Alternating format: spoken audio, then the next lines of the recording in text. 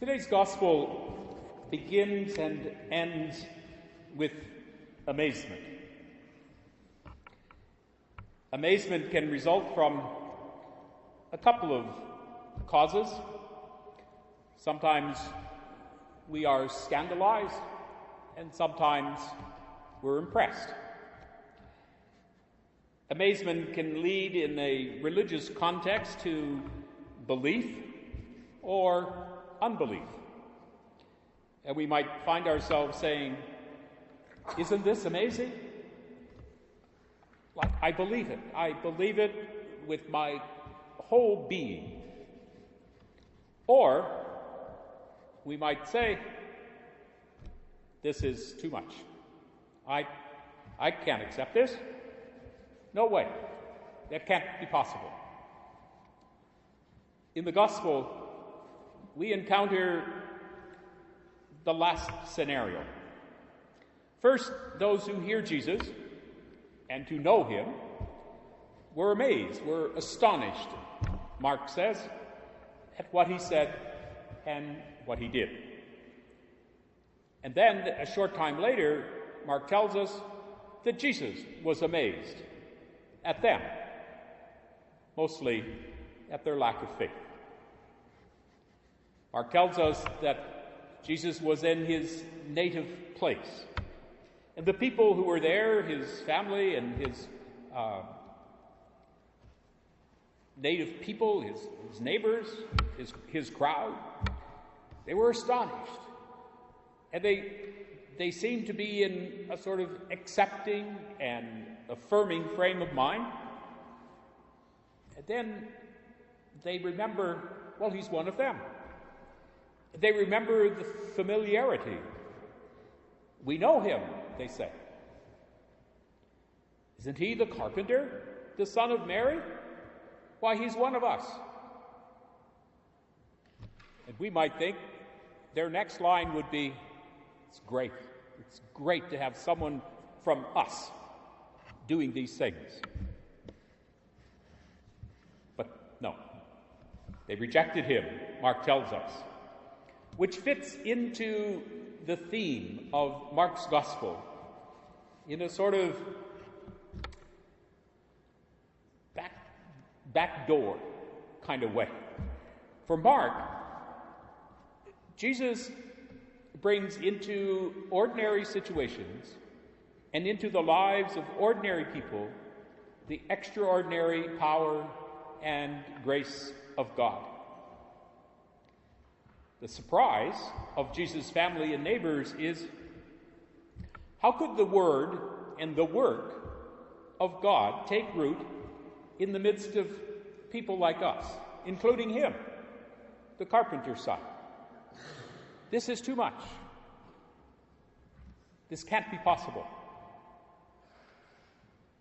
To transfer that to our own life might sound something like, how can we be a vessel of God's power, of God's intervention? What was God thinking?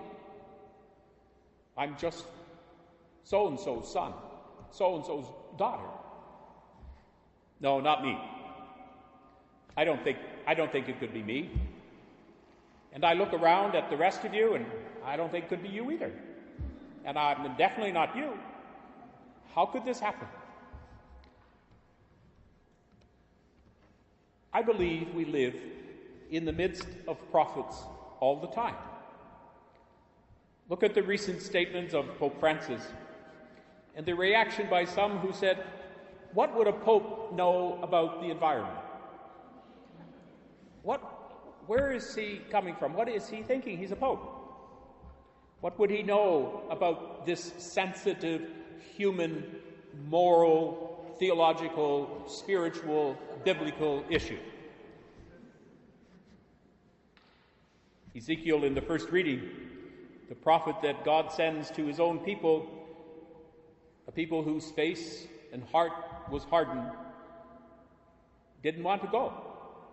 But God says, "I am sending you."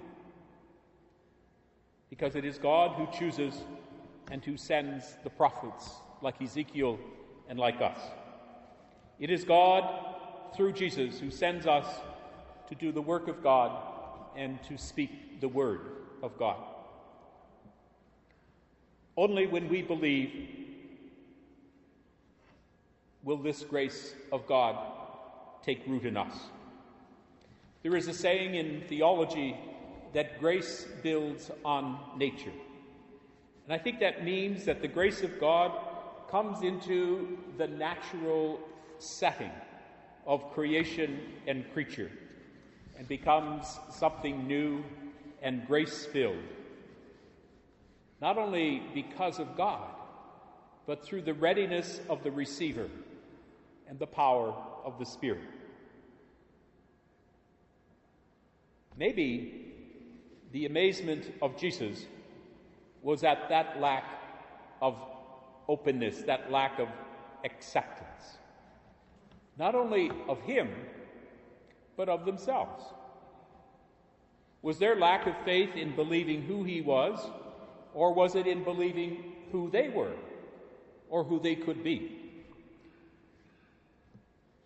Mark tells us that Jesus was amazed at their lack of faith, although the story doesn't say exactly their faith in what, or their faith in whom. They knew who he was. Maybe they didn't really know who they were. Maybe they didn't feel ready to be partners with the carpenter's son, because they couldn't get past the familiarity of someone who was like them. We're like that. We're ordinary folks, ordinary vessels. But even the ordinary can be a thing of beauty and promise. God sees that in us, maybe more than we see it in ourselves. As Paul says, the power of Christ dwells within us, and when we come to Eucharist, we become the receivers of an extraordinary gesture, with an extraordinary possibility. And we are the vessels of amazing possibility.